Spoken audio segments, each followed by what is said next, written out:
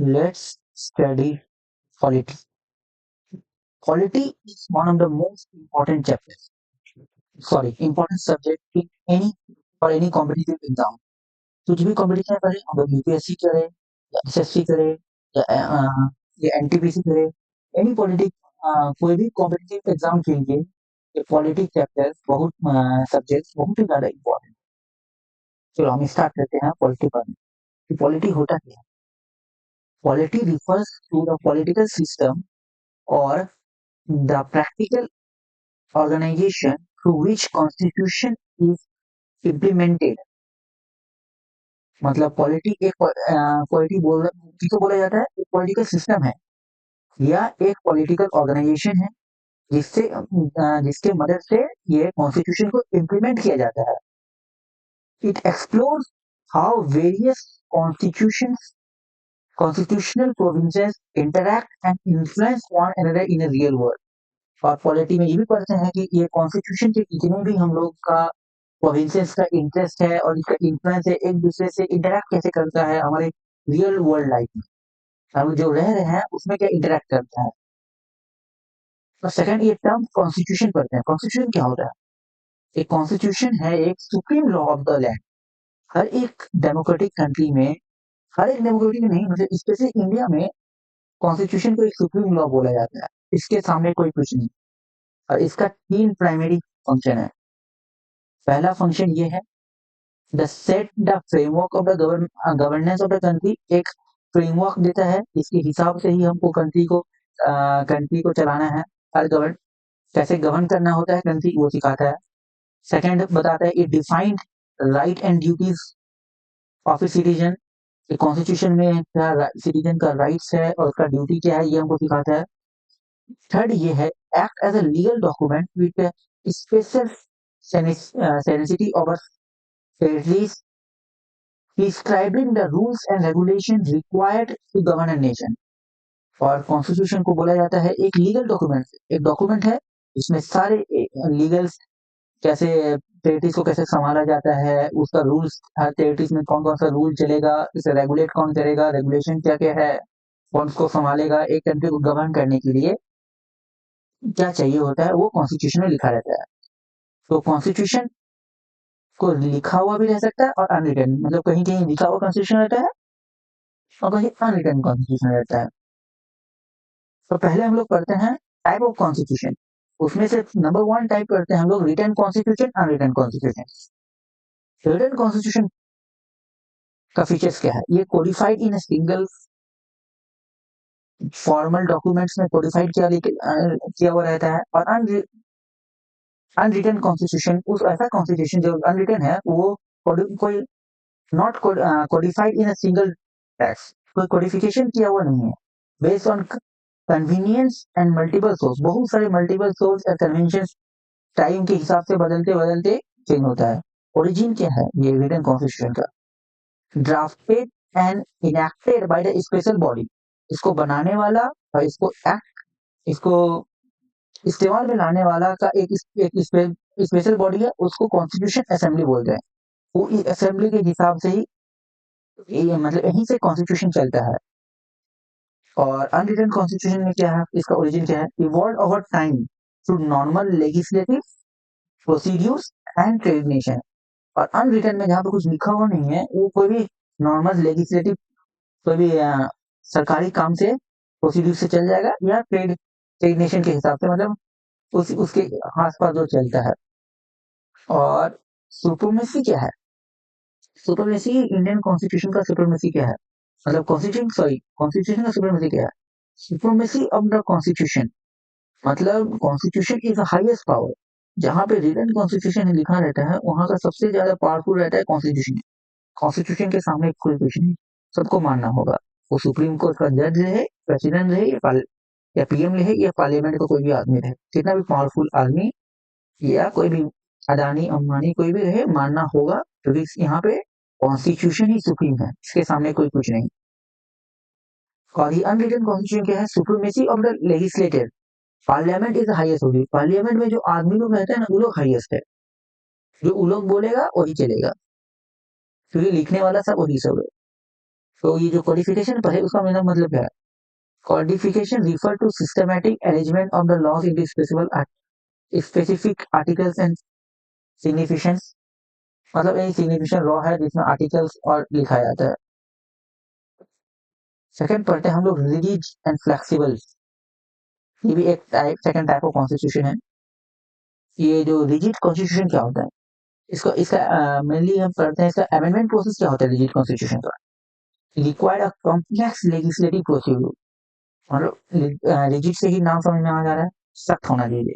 मतलब एक special majority चाहिए इसको इसमें कुछ भी चेंज करने के लिए। और इसका लीगल डेस्टिनेशन क्या है? इट क्लियर डिस्टिंक्शन इसका डिवाइड किया हुआ है process of making normal laws and process of making constitution amendment. इसमें पूरा डिफरेंशिएट किया हुआ है कि नॉर्मल लॉ बनाने के लिए क्या क्या प्रोसेस चाहिए या और कॉन्स्टिट्यूशन को अमेंड करने के लिए क्या क्या हम लोग को प्रोसेस चाहिए। सेकेंड हम लोग है इसका फ्लेक्सिबल कॉन्स्टिट्यूशन। फ्लेक्सिबल कॉन्स्टिट्यूशन क्या होता है, इसका अमेंडमेंट कैसे होता है? पहले तो अमेंडमेंट पढ़ते हैं फ्लेक्सिबल कॉन्स्टिट्यूशन का। Amendment to the simple legislative procedure. कोई भी सिंपल लेजिस्लेटिव प्रोसीड्यूर से अमेंडमेंट होगा। तो जैसे कोई ऑर्डिनरी लॉ को अमेंड करते हैं ऐसे ही होगा। अमेंड मतलब चेंज करना, कुछ इसमें इंपॉर्टेंट ऐड करना, डालना, प्लस माइनस करना रूल में, उसको अमेंडमेंट बोलते हैं। तो ये फिर फ्लेक्सिबल कॉन्स्टिट्यूशन में अमेंडमेंट करना थोड़ा सा सिंपल प्रोसीजर है, मेनली ऑर्डिनरी लॉ को। और इसमें डिस्टिंग्विश कैसे किया हुआ है, पावर को कैसे डिवाइड किया। No fundamental difference between the passage of a normal laws and constitution amendment. इसमें कोई डिफ्रेंशिएट नहीं किया हुआ कि यही करना है, इससे नॉर्मल लॉ बनेगा और इससे कॉन्स्टिट्यूशन अमेंडमेंट होगा, कॉन्स्टिट्यूशन में का लॉ अमेंडमेंट होगा। अगर समरी देखा जाए, इतना जहाँ तक हम लोग पढ़े, पॉलिटी क्या है? Constitution in action. कॉन्स्टिट्यूशन को क्या क्या एक्शन है। कॉन्स्टिट्यूशन क्या है? एक सुप्रीम रूल बुक है। रिटर्न कॉन्स्टिट्यूशन का एग्जांपल क्या है? रिटर्न जो रिटर्न लिखा हुआ है, मतलब जो क्वालिफाइड किया हुआ है, और सुप्रीम होता है यूएसए, इंडिया। यूएसए में भी डेमोक्रेटिक कंट्री है, बड़ा सबसे पहला तो यूएसए एक डेमोक्रेटिक कंट्री है वर्ल्ड का, ये हमको पता है। और इंडिया लार्जेस्ट है, बहुत सारे इधर उधर से जोड़ के बनाया है। अनरिटन कॉन्स्टिट्यूशन में जहाँ पे पार्लियामेंट इवॉल्व, ये पावर रहता है और इवॉल्व करते रहता है, जैसे कि यूके राजा, वही यूनाइटेड किंगडम ब्रिटिश वाले लोग। रिजिड, हार्ड टू चेंज, ऐसा कॉन्स्टिट्यूशन जो बहुत के नेता। यूएसए का उतना सालों से बना हुआ है, चेंज ही नहीं होता है। फ्लेक्सिबल, बहुत कम ही अमेंडमेंट हुआ है उसमें। फ्लेक्सिबल क्या है? इजी टू चेंज, आसानी से चेंज हो जाता है, क्योंकि यहाँ पे आदमी लोग हैं सब, ये कौन है, पार्लियामेंट, और इवॉल्व इवॉल्व करता है, तो इसमें चेंज होना भी आसान है। तो नेचर ऑफ कॉन्स्टिट्यूशन हम लोग पहले पढ़ते हैं। ये bland of rigid and flexible, India का नेचर क्या है। हम लोग तो पढ़े ये कॉन्स्टिट्यूशन जो पढ़े ये सब में इंडिया कहाँ पे आता है। अगर इंडियन कॉन्स्टिट्यूशन को देखा जाए तो Indian constitution is a unique because it's neither of purely और rigid or not purely flexible. It synthesis of both. मतलब बोलने का मतलब ये है कि इंडियन का कॉन्स्टिट्यूशन अलग है, ना यूएसए जैसा है ना यूके जैसा है, ना पूरा ही रिजिड है ना पूरा ही फ्लेक्सिबल है, आसानी से चेंज हो जाएगा, ना इतना चेंज नहीं होगा। इसका अमेंडमेंट प्रोसेस क्या है? ये जो रिजिड कॉन्स्टिट्यूशन का है, इसका प्रोसीड्यूर क्या है? अगर रिक्वायर स्पेशल मेजोरिटी, अगर कोई in a parliament plus the consent of more than 50% of the state legislative, currently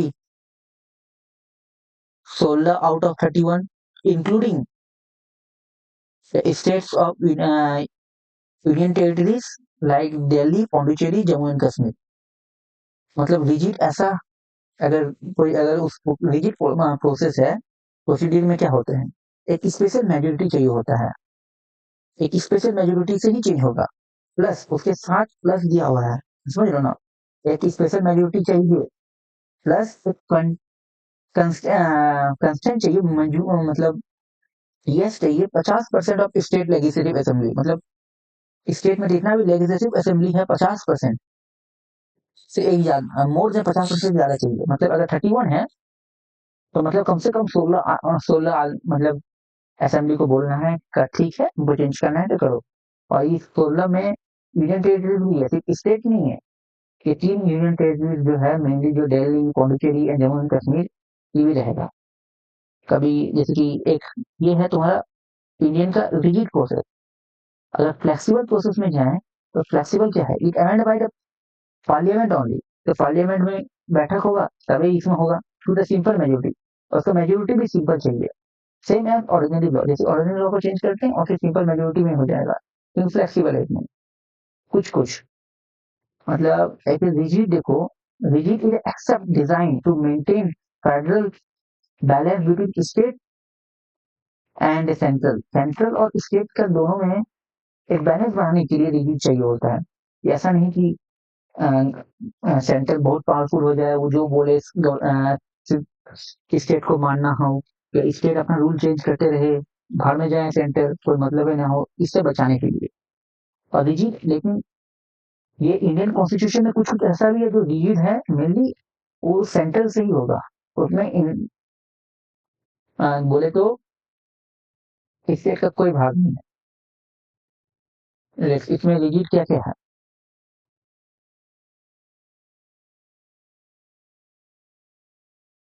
जो रिजिड रिजिड प्रोसीड्यूर क्या होता है, ये इंडियन कॉन्स्टिट्यूशन में रिजिड कौन कौन सा पार्ट है जिसमें रिजिड, मतलब यहाँ पे स्टेट का भी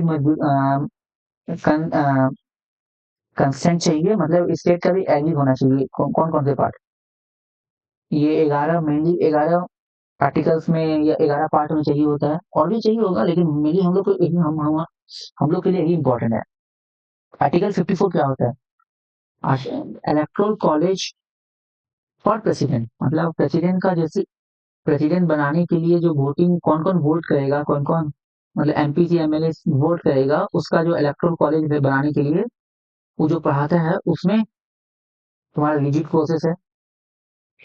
और 54 आर्टिकल 55 भी है, member of manners of the president election, उस प्रेसिडेंट का इलेक्शन कैसे होगा उसके, हाँ, उसके बारे में लिखा हुआ है आर्टिकल 55 में। वो भी एक रिजिड प्रोसेस है। ये आर्टिकल 73 इसमें भी चाहिए होता है। ये क्या बताता है, extend of executive power of union. हर एक यूनियन का पावर क्या है, एग्जीक्यूटिव पावर। और फिर आर्टिकल 162 ये बताता है extend of executive power of states. States में एग्जीक्यूटिव पावर क्या है, एग्जीक्यूटिव पावर क्या है, कितना कहाँ तक मतलब स्टेट काम कर सकता है। फिर आर्टिकल 241, तो ये high court for union territory. High court के यूनियन टेरिटरी में जो हाई कोर्ट में काम कैसे होता है, इसका उसके लिए किसी को हटाना है, ऐड करना है, सॉरी किसी को हटाना होगा मेनली, उसकी वो भी रिजिड प्रोसेस है। ये आर्टिकल 368 भी, इसमें क्या बताता है, power and procedure for amendment of constitution itself। अगर कॉन्स्टिट्यूशन में भी कुछ चेंज करना है, वो एक बहुत ही प्रोसेस है, उसके लिए भी स्टेट का एग्री होना बनता है। और ये article, sorry, chapter 4 of part 5 का जो चैप्टर 4 है, उसमें जो इंडियन जुडिशरी सिस्टम, जो सुप्रीम कोर्ट में अगर कुछ चेंजेस करना है, उसमें भी वो भी बहुत एक रिजिड प्रोसेस है। उसमें भी सिंपल मेजोरिटी से नहीं चलता है, उसके लिए स्पेशल मेजोरिटी चाहिए। और ये पार्ट 4 का चैप्टर 5, जो हाई कोर्ट इन स्टेट, हाई कोर्ट में भी वही सेम प्रोसेस है, वो भी एक रिजिड प्रोसेस है। फिर ये पार्ट 11, चैप्टर 1 का पार्ट 11, सॉरी, पार्ट 11 का चैप्टर 1 जो पढ़ाता है legislative relationship between the centre और स्टेट। ये लेजिस्लेटिव रिलेशन बताता है सेंटर का और स्टेट का, इसमें भी एक रिजिड प्रोसेस है। और शेड्यूल 4 ऊपर आते क्या है, representation of state in Rajya Sabha, मतलब यूनियन लेजिस्लेटिव में उसका रिप्रेजेंट कौन करेगा हर स्टेट को, वो भी एक रिजिड प्रोसेस है, उसमें भी अगर कुछ चेंजेस करना है। और आर्टिकल 7 जो कि है division of powers between union state and concurrently, इसमें हर को पावर कैसे, यूनियन के पास कितना पावर रहेगा, स्टेट के पास कितना पावर रहेगा, और कॉन्करेंट लिस्ट मतलब जहाँ पे दोनों यूनियन स्टेट साथ में है, इसमें कितना पावर रहेगा। और थर्ड पार्ट है यूनिटी एंड फेडरल सिस्टम, ये भी एक कॉन्स्टिट्यूशन का पार्ट है, जैसे कि हम लोग ये दो पढ़े ना, पहला क्या था, return constitution and unwritten constitution, फिर रिजिड एंड फ्लेक्सिबल वाला, उसके बाद हम पढ़ते हैं unity and federal system. Unity system क्या होता है, यूनिटी सिस्टम का इंटीग्रेस कौन का है, सिंगल पार्टीज और इंक्रीज और टेरिटरीज, ये इस सिस्टम में सिंगल एक ही पार्टी रहेगा। और फेडरल में at least two level of polity, territory, centre और स्टेट होना चाहिए। मतलब यूनिटरी सिस्टम में होता है कि एक ही सबसे हेड रहेगा, उसके पीछे कुछ नहीं, आगे पीछे कुछ नहीं। और फेडरल में होता है कि एक से ज्यादा हेड रहेगा, जैसे कि सेंटर में अलग हेड है और स्टेट में भी अलग हेड है। ये सेंट्रलाइजेशन, इसका पावर कैसा है, यूनिटरी सिस्टम में सेंट्रलाइजेशन है, एक जगह है, power is concentrated in the top, मतलब टॉप वाले ही पावरफुल रहेंगे, उससे सबसे पावरफुल ये हैं, मेन सब सारे मेन डिसीजन यूनिटरी सिस्टम में टॉप टॉप पावरफुल पीपल लेंगे। और डिसेंट्रलाइजेशन क्या रहता है फेडरल सिस्टम में, जहाँ पे power is distributed across the various level, हर एक लेवल में अलग अलग पावर है, ऐसे हैं, किसी को इतना पावर दिया है, यहाँ पे ये अलग पावर है, इसका पावर अलग पावर है। और ये यूनिटरी में मेनली यही पावरफुल है, इसका सब इसका ये यही बताएगा क्या सबको क्या करना है, ऐसे ऐसे ऐसे ऐसे ऐसे ऐसे। और डिस्ट्रीब्यूशन कैसे किया हुआ है, यूनिटरी सिस्टम में है power flow from higher to lower, वही मतलब टॉप वाले पावरफुल वही नीचे आएगा, वो ऑर्डर देगा, इसी इससे कम पावरफुल फर्स्ट, ये सबसे टॉप वाला पावरफुल, उसके नीचे वाला पावरफुल, फिर इससे भी नीचे, मतलब में ये पावरफुल, ऐसे नीचे नीचे कम होता रहेगा, जितना नीचे आओगे पावर डिस्ट्रीब्यूट होते रहता है। पावर डिवीजन इसमें क्या है, constitutional divided, neither level interfering with each other, मतलब दोनों को इंटरफेयर नहीं करना है, कॉन्स्टिट्यूशन डिवाइड किया हुआ है, अपना सबको अपना अपना काम में काम रखना है।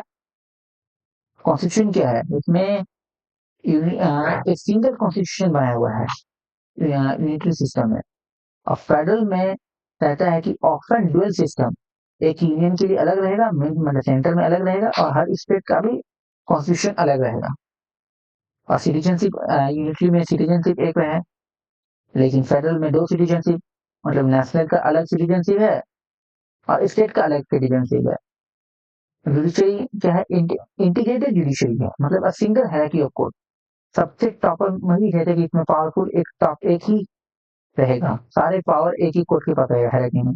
Independent judiciary act as the arbitrary between the centre and state, सबके पास अलग अलग पावर रहता है। नोट, इंडिया में देखते क्या है, while India has many federal features है, जैसे इंडिया में बहुत सारे फेडरल फीचर, जैसे कि डिवीजन ऑफ पावर है, इंडिपेंडेंट जुडिशरी है, बट इट्स ऑल्सो यूनिटरी भी है, जैसे कि सिंगल कॉन्स्टिट्यूशन है हमारे पास, सिंगल सिटीजनशिप्स है, इंटीग्रेटेड जुडिशरी भी है। इसीलिए इंडिया को बोलते हैं क्वाशी फेडरल, बीच वाला, इंडिया हमेशा बीच वाला रहता है, क्वाशी फेडरल सिस्टम है।